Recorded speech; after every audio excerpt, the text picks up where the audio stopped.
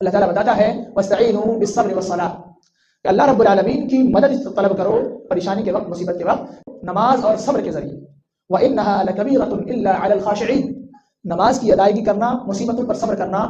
یہ سب کے بس کی بات نہیں ہے، یہ بہت ہی بڑا کام ہے، بہت ہی عظیم کام ہے۔ اسی وجہ سے سبوں کو اس کی توفیق نہیں ملتی، سبھی لوگ صبر کرنے یا نماز کی ادائیگی پر قادر نہیں ہو پاتے۔